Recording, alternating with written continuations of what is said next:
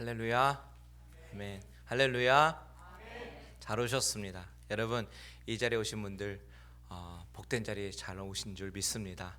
우리 옆 사람과 같이 인사할 때 잘 오셨습니다. 잘 오셨습니다. 그렇게 인사할게요. 잘 오셨습니다. 네, 복된 자리에 잘 오셨습니다. 네, 반갑습니다. 자, 오늘 하나님이 주신 우리의 말씀은요, 창세기 3장 16절에서 마지막 절까지 보도록 하겠습니다.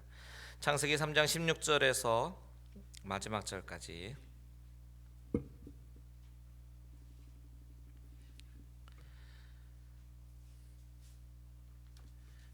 죄인을 사랑하시는 하나님이라는 제목으로 우리 말씀을 나누기를 원하는데, 3장 16절에서 마지막 절까지 우리 한 절씩 교독하도록 하겠습니다. 제가 먼저 읽겠습니다. 또 여자에게 이르시되 내가 내게 임신하는 고통을 크게 더하리니 내가 수고하고 자식을 낳을 것이며 너는 남편을 원하고 남편은 너를 다스릴 것이니라 하시고, 아담에게 이르시되 내가 내 아내의 말을 듣고 내가 내게 먹지 말라 한 나무의 열매를 먹었은즉 땅은 너로 말미암아 저주를 받고 너는 내 평생에 수고하여야 그 소산을 먹으리라. 땅이 내게 가시덤불과 엉겅퀴를 낼 것이라. 내가 먹을 것은 밭의 채소인즉 내가 흙으로 돌아갈 때까지 얼굴에 땀을 흘려야 먹을 것을 먹으리니 내가 그것에서 취함을 입었음이라. 너는 흙이니 흙으로 돌아갈 것이니라 하시니라. 아담이 그의 아내의 이름을 하와라 불렀으니 그는 모든 산자의 어머니가 됨이더라. 여호와 하나님이 아담과 그의 아내를 위하여 가죽옷을 지어 입히시니라. 여호와 하나님이 이르시되 보라, 이 사람이 선악을 아는 일에 우리 중 하나같이 되었으니 그가 그의 손을 들어 생명나무 열매도 따먹고 영생할까 하노라 하시고, 여호와 하나님이 에덴 동산에서 그를 내보내어 그의 근원이 된 땅을 갖게 하시니라. 같이 있습니다. 이같이 하나님이 그 사람을 쫓아내시고 에덴 동산 동쪽에 그룹들과 두루 도는 불 칼을 두어 생명나무의 길을 지키게 하시니라. 아멘. 여러분, 우리 인간이 하는 착각 중에 큰 착각 중에 하나가 뭐냐면 하나님을 피할 수 있다라고 생각하는 것입니다. 여러분, 과연 그럴 수 있을까요? 인간이 하나님을 피할 수 있습니까? 결코 그럴 수 없습니다. 하나님은 우리의 머리털까지도 세신 하나님이십니다. 우리가 어떤 생각을 가지고 있는지까지도 다 아시는 분이십니다. 그렇기 때문에 우리는 결코 하나님의 눈을 피할 수가 없습니다. 다윗도 한때 하나님의 눈을 피할 수 있다라고 생각했습니다. 그래서 자신의 마음속에 있는 생각은 하나님이 모르실 것이다라고 여겼어요. 그런데 나중에 그것이 아니다라는 것을 깨닫고 나서 그 놀라우신 하나님을 찬양하지 않을 수가 없어서 시편 139편에서 이런 노래를 합니다. 시편 139편 1절에서 4절 한번 볼게요. 같이 읽습니다. 시작. 여호와여, 주께서 나를 살펴보셨으므로 나를 아시나이다. 주께서 내가 앉고 일어섬을 아시고 멀리서도 나의 생각을 밝히 아시오며 나의 모든 길과 내가 눕는 것을 살펴보셨으므로 나의 모든 행위를 익히 아시오니 여호와여, 내 혀의 말을 알지 못하시는 것이 하나도 없으시니이다. 자, 다윗이 그의 인생을 통해서 경험한 것은 하나님이 나의 앉고 일어섬을 아신다. 그것뿐만이 아니라 나의 생각도 아시고 나의 모든 행위를 아시고 내 말을 알지 못하시는 것이 하나도 없으시다라는 것을 깨닫습니다. 그래서 다윗이 139편 7절에 뭐라고 고백하냐면 내가 주의 영을 떠나 어디로 가며 주의 앞에서 어디로 피하리까, 이렇게 고백할 수밖에 없어요. 여러분, 우리가 죄를 짓는 이유는 바로 그 죄의 현장 가운데 하나님이 다 보고 계시다라는 생각을 하고 있지 않기 때문입니다. 우리가 꼭 살인을 하거나 강도짓을 하지 않는다고 하더라도 우리가 쉽게 친구들을 만나서 너무 가볍게 거짓을 말하거나 다른 사람을 가십하고 흉볼 때에도 하나님은 그 자리에 계십니다. 다 듣고 계셔요. 내가 음란한 생각을 하더라도 하나님은 그 마음의 생각까지도 다 읽고 계십니다. 하나님은 다윗이 고백하는 것처럼 마음의 동기까지도 다 아시기 때문에 우리가 짓는 죄의 현장 가운데 하나님을 의식한다면 우리는 쉽게 죄를 짓지 못할 것입니다. 창세기 3장에 죄가 들어오기 전까지 인간은요 하나님과 함께 있었습니다. 그래서 하나님과 함께 있고 동행하는 것이 인간에게 기쁨이었고 감격이었습니다. 동산에서 거닐면서 하나님과 대화하고 하나님과 깊은 교제를 나누면서 하나님이 주신 것들을 막 누리면서 살았습니다. 너무나도 퍼펙트한 그런 환경 가운데 살았던 것이 바로 에덴 동산의 삶이었죠. 그런데 죄를 짓고 난 이후부터 갑자기 하나님이라는 존재가 부담스러워지기 시작합니다. 죄를 짓지 않았더라면 하나님을 피하지 않았을 텐데 그 죄로 인해서 생긴 죄책감과 그 죄의 어두움, 그것이 빛 대신 하나님 앞에 나아가면 다 밝히 막 다 드러날 것 같은 그런 느낌의 그런 생각에 수치스러워서 하나님으로부터 도망하고 있는 것입니다. 하지만 여러분, 우리가 하나님을 도망해서 끝까지 숨을 수가 없습니다. 왜냐하면 하나님은 하나님이 선택하신 당신의 자녀 우리를 포기하지 않으시기 때문입니다. 우리가 죄를 짓고 배신해서 하나님을 피해서 숨을지라도 하나님은 하늘 끝까지 바다 끝까지 땅 끝까지 가서 우리를 찾아내시고야 합니다. 이 사실에 대해서 다윗이 139편의 9절 10절에 뭐라고 얘기합니까? 같이 한번 읽어볼게요. 시작. 내가 새벽 날개를 치며 바다 끝에 가서 거주할지라도 거기서도 주의 손이 나를 인도하시며 주의 손이 나를 붙드시리라. 아멘. 주의 오른손이 나를 붙드시리이다 라고 얘기합니다. 창세기 3장 9절에 여호와 하나님이 아담을 부르시며 그에게 말씀하셨죠. 너가 어디 있느냐, 내가 어디 있느냐, 이렇게 찾고 계십니다. 하나님이 장소를 몰라서가 아니죠. 우리가 숨을지라도 하나님은 우리를 찾으십니다. 부르시는 거예요. 포기하지 않으십니다. 그리고 지금도 하나님은 당신의 자녀들의 이름을 부르고 계셔요. 여러분, 우리는 어떻습니까? 우리는 가끔 신앙생활 하면서요 예배가 지루하다고 느껴지고 재미없다고 느껴지고 귀찮다고 느껴지면서 예배 대신 다른 즐거움을 찾아 나서기도 합니다. 그 시간에 드라마나 예능 프로그램에서 즐거움을 찾기도 하고 밀린 일들을 이루면서 바빠서 예배 못 나갔다고 핑계를 대기도 합니다. 예배보다 더 즐겁고 신나는 일들을 찾으면서 하나님으로부터 도망하려고 하는 거예요. 그런데 여러분, 하나님이 우리가 도망하는 것 모르시겠냐고요. 모르시겠습니까? 도망해서 고래 뱃속에 있는 요나까지도 찾으시는 하나님이십니다. 하나님은 아마도 우리의 양심을 통해서 계속 물으실 거예요. 내 아들아, 내 딸아, 내가 어디 있느냐? 너의 현주소는 어디에 있느냐? 너의 영적인 상태는 어디 있느냐? 너는 그것을 아느냐? 라고 물으실 것입니다. 그럴 때 우리는 어떻게 반응해야 될까요? 지난주에 우리가 살펴보았지만 하나님이 아담아 내가 어디 있느냐라고 물어보시는 것은 실존을 물으시는 거예요. 그리고 그것은 하나님이 우리를 도와주시기 위해서 부르시는 것이죠. 수치를 감싸주시기 위해서, 우리를 회복시키시기 위해서 부르시는 것입니다. 여러분, 하나님이 나의 심령 가운데 부르실 때에 우리가 어떻게 반응해야 되냐면 그 부르심을 거부하지 마시기 바랍니다. 그 부르심에 나의 모든 수치심과 두려움을 내려놓고 하나님 앞에 있는 그대로 그 모습으로 나아가시기를 바랍니다. 그것이 최선의 길이에요. 누가복음에 나오는 탕자의 비유를 보면요, 탕자가 집을 나서는 순간, 그 순간부터 아버지는 그 아들을 용서하기로 결정을 했습니다. 마찬가지로 하나님도 우리가 죄를 짓고 도망할 때 이놈의 자식 내가 벌을 내려야지 하면서 벼르시는 분이 아니라 그때부터 돌아오기를 기다리시는 하나님이심을 믿으시기 바랍니다. 이것을 기억하시고 내가 하나님으로부터 멀리 가고 있을 때에 조금이라도 더 빨리 하나님께로 돌아오게 되시는 저와 여러분들 되시기를 주님의 이름으로 축원드립니다. 오늘 본문에서 우리가 주목해 보고 싶은 주제는 바로 죄를 지었을 때 나타나는 죄의 결과들입니다. 지난주 주일에도 말씀드렸지만 이 세상은 하나님이 사랑이시다라는 사실을 너무나도 잘 압니다. 상식이에요. 하나님이 사랑이시다, 하나님이 사랑이시다, 이것은 세상에서의 상식입니다. 그런데 이 놀라운 선언이 얼마나 깊은 선언인지 우리가 잘 알지 못하면 우리는 하나님이 사랑이시다라는 이 문구를 오해하기 시작합니다.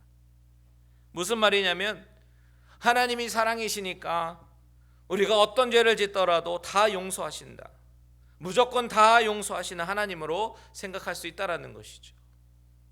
맞습니다. 하나님은 용서하시는 분이셔요. 그런데 그 용서에는요, 조건이 있음을 우리가 알아야 됩니다.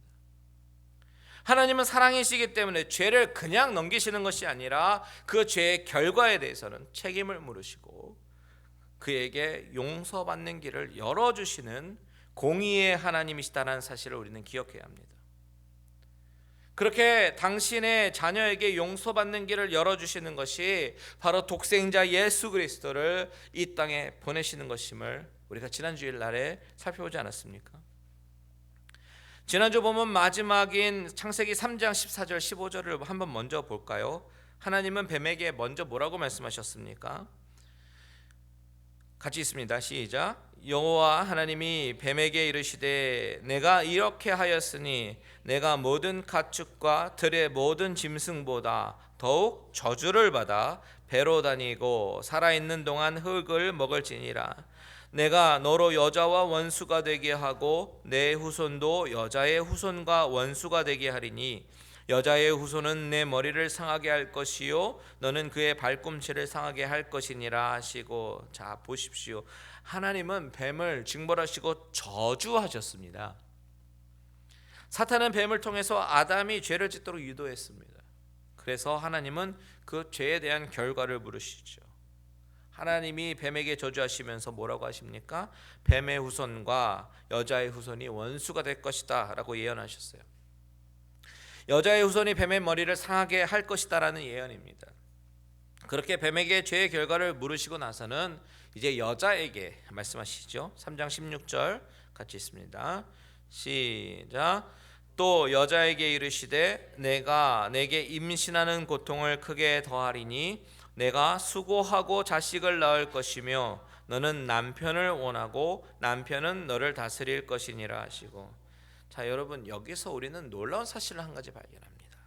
그것이 무엇이냐면 뱀에게 말씀하시는 것과 여자에게 말씀하시는 것을 우리가 한번 비교를 해보면 하나님은 뱀에게 저주를 하셨습니다. 뭐라고 말씀하셨어요? 너는 저주를 받아 배로 다니고 살아있는 동안 흙을 먹게 될 것이다. 너는 여자와 원수가 될 것이다. 너희 여자의 후손은 너의 머리를 상하게 할 것이다. 이렇게 저주를 하셨습니다. 그런데 여자에게는 뱀에게 말씀하신 것처럼 저주하시지는 않으셨어요. 이게 놀라운 일입니다. 그저 죄로 인한 고통만을 말씀하셨습니다. 무슨 이야기냐면 하나님은 이처럼 하나님으로부터 선택된 자들이 죄를 짓게 되면 하나님은 죄의 값을 물으시지만 죄의 값에 대해서는 고통 가운데 치르게 하시지만, 즉 대가를 치르게 하시지만 하나님은 그들을 건져내신다라는 사실입니다. 그것이 하나님의 긍휼과 사랑이다라는 사실이에요. 다시 말하면 하나님의 사랑은 무조건 용서하시는 것이 아니라 죄의 고통을 알게 하시면서 하나님은 회복의 기회를 주시고 용서하는 길을 열어주신다라는 사실입니다. 예수님이 십자가에서 고통을 당하신 이유가 바로 그것입니다. 우리를 용서하시기 위해서 우리가 죄의 값을 치러야 되는데 하나님은 당신의 독생자를 보내주셔서 우리 대신 죽음의 형벌을 대신 받게 하신 것입니다. 형벌을 무효화시키시고 웨이브시키신 것이 아니라 대신 치르게 하셨다라는 것이에요.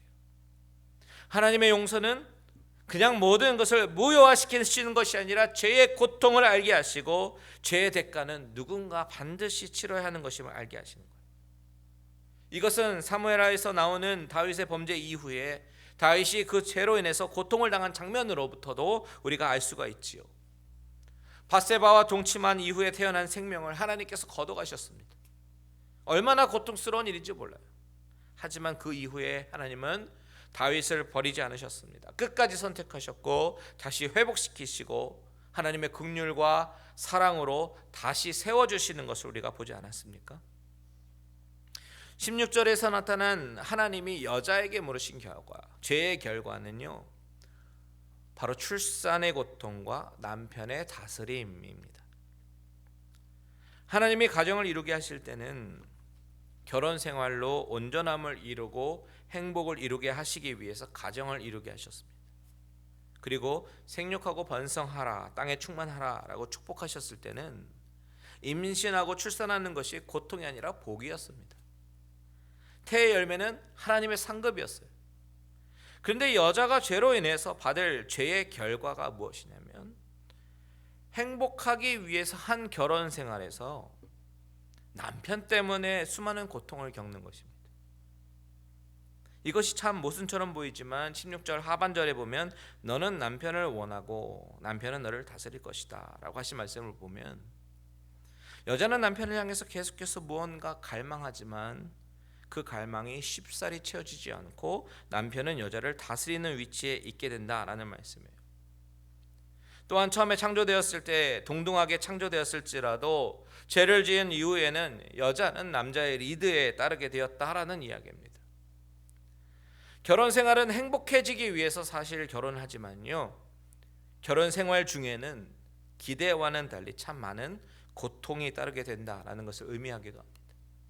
그 가운데 여자들이 많이 겪는 고통 중에서 혹시나 남편의 사랑을 독차지하지 못하고 그 사랑을 빼앗기지는 않을까 하는 고통을 겪습니다. 또 남편을 원하는 고통이라고 되어 있는데요, 여기서 원하는 고통이라고 하는 것을 원어로 보니까 테슈카라는 단어가 쓰여 있는데 그 뜻을 찾아보니까 참 흥미롭습니다.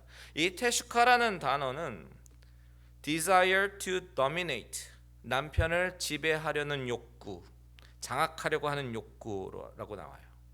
그리고 또 다른 뜻은 desire to independent, 남편으로부터 독립하고자 하는 욕구. 그런데 하나님이 말씀하시는 것은 뭐예요? 남편이 너를 다스릴 것이니라. 그래서 고통이 된다라고 하는 것입니다. 뿐만이 아닙니다. 또한 출산을 하면서 육아를 하면서 고통을 받게 하시는데요, 출산은 너무나도 고통스럽지만 그건 못지않게 자녀가 아플 때, 그 자녀가 자라서 사춘기를 겪을 때, 나중에 성장해서 결혼을 할 때 과정 가운데 남자에 비해서 훨씬 더 큰 고통을 받는 것이 보통 여자들입니다.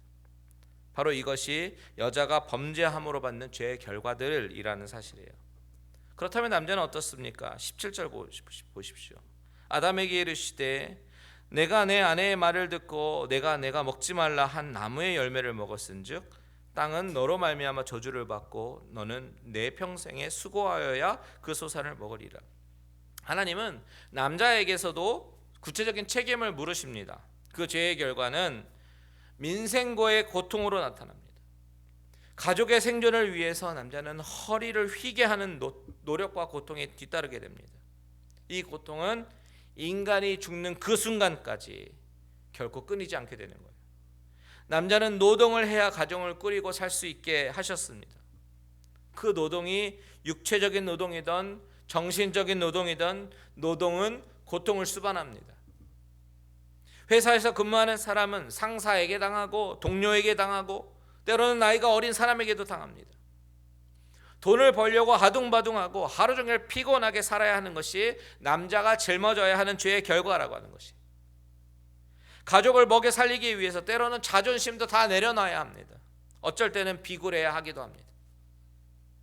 노동하는 사람은 허리가 아프도록 일을 해야 합니다. 그래서야 비로소 가족을 먹여 살릴 수가 있어요. 그래서 19절에 내가 흙으로 돌아갈 때까지 얼굴에 땀을 흘려야 먹을 것을 먹으리니 라고 말씀을 하시는 거예요. 내가 흙으로 돌아갈 때까지 얼굴에 땀을 흘려야 먹을 것을 먹는데요. 아담이 선악을 알게 하는 나무의 열매를 먹은 이유가 무엇이에요? 하나님처럼 되고 싶어서, 하나님처럼 되어서 더 나은 삶을 살려고 죄를 짓게 된 것입니다. 그런데 그 죄를 지은 결과는 남자는 결국 그가 태어난 흙으로 돌아가게 됩니다. 너는 흙이니 흙으로 돌아갈 것이니라.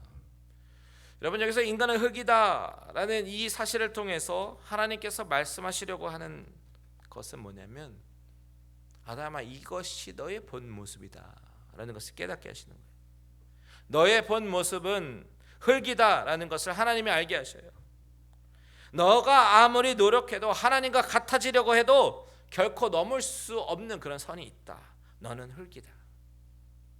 이 사실을 하나님이 알게 하십니다. 아담과 하와가 하나님처럼 높아지려고 아무리 노력해도 하나님은 그들의 인생 자체를 무한한 노력과 고통의 대가를 치러야만 하는 그 흙의 존재, 밑바닥의 인생으로 낮추십니다. 이것이 죄의 결과라고 하는 것이에요.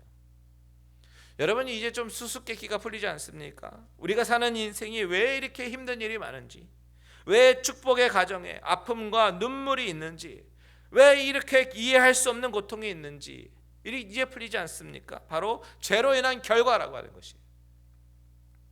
그런데 우리가 바로 기억해야 되는 것이 있습니다. 그것이 무엇이냐면 하나님이 주신 죄의 결과는 우리를 심판하시고 멸하시고 저주하시기 위한 것이 아니라는 사실. 뱀에게는 저주하셨어요. 그래서 말씀하셨지만 인간에게는 저주하시는 것이 아니라 죄로 인한 고통만 말씀하시지 저주하시지 않으셨다라는 사실입니다. 하나님은 죄의 값은 치르게 하시면서 다시 기회를 주십니다. 어떤 기회를 주시냐면 첫 번째는 20절 봅니다. 20절 같이 읽습니다. 시작. 아담이 그의 아내의 이름을 하와라 불렀으니 그는 모든 산자의 어머니가 됨이더라. 자, 첫 번째는 여자에게 이름을 붙여주셨어요. 아담을 통해서. 여지껏 나왔던 본문에서 즉 창세기 3장 20절 이전에는 하와라는 이름을 쓰지 않았습니다. 지옥에 갈 사람에게 무슨 이름이겠어요? 이래도 가고 저래도 가는데, 그런데 하나님은 모든 것을 구원하고 회복시키기 위해서 여자에게 이름을 주셨습니다. 모든 산자의 어머니라는 뜻의 하와라는 이름을 주신 것이죠.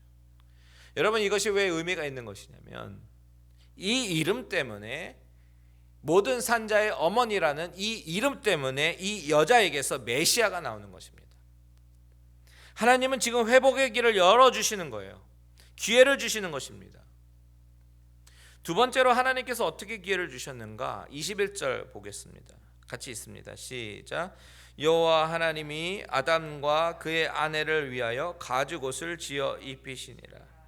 하나님이 아담과 하와가 입었던 무화과 나무로 엮어 만든 치마를 벗기시고 하나님이 지으신 가죽옷을 입히셨습니다. 무슨 의미입니까? 더 비싸고 좋은 옷을 입히셨다? 아닙니다. 그것보다는 예수 그리스도의 구속 사역을 이 장면을 통해서 나타내고 있죠. 가죽옷을 만들기 위해서는 동물이 죽어야 하고 그 동물이 죽을 때 피를 흘려야 합니다. 그렇기 때문에 이것은 속죄 제사를 의미하는 것입니다.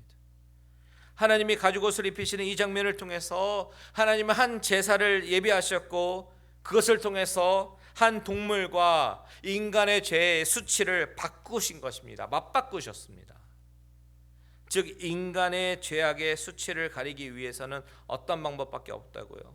희생제물에 피 흘림이 없이는 되지 않는다라는 사실이죠. 그래서 십자가에서 피 흘리신 예수 그리스도의 의로 우리는 옷을 입어야 하는 것밖에 없는 것입니다.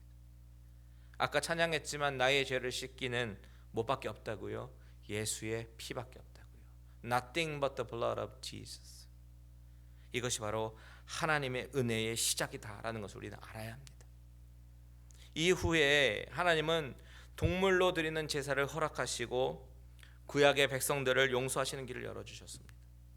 그리고 여자의 후손으로 태어나실 메시아 예수 그리스도의 십자가, 그리고 그 십자가에서 흘리신 보혈로 말미암아 나의 수치를 내가 제하리라 선포하시는 것입니다. 여러분, 하나님은 죄를 지은 당신의 자녀가 멸망하시는 것을 원하지 않으십니다. 지난주 주일 본문에서 하나님이 이 세상을 이처럼 사랑하셨습니다. 그래서 독생자를 주셨고 그로 인해서 그를 믿는 자는 누구든지 멸망치 않고 영생을 얻게 하신 것입니다. 이것이 바로 하나님의 사랑이고 하나님의 은혜이고 하나님의 놀라운 긍휼인 줄 믿습니다.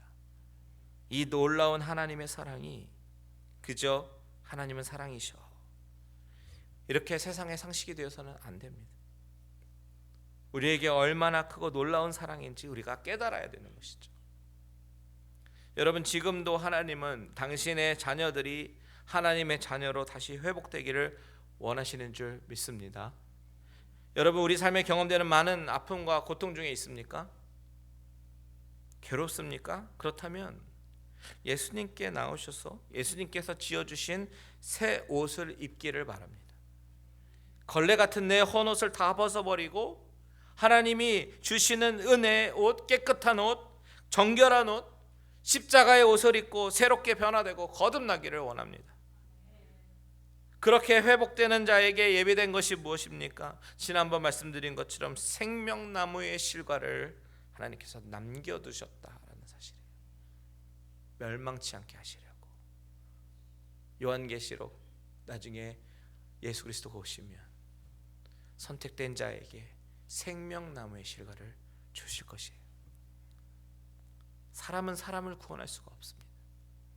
오직 예수 그리스도, 그분이 흘리신 보혈과 십자가의 죽음 그리고 그의 부활을 믿는 사람에게 구원은 주어지게 되는 것입니다.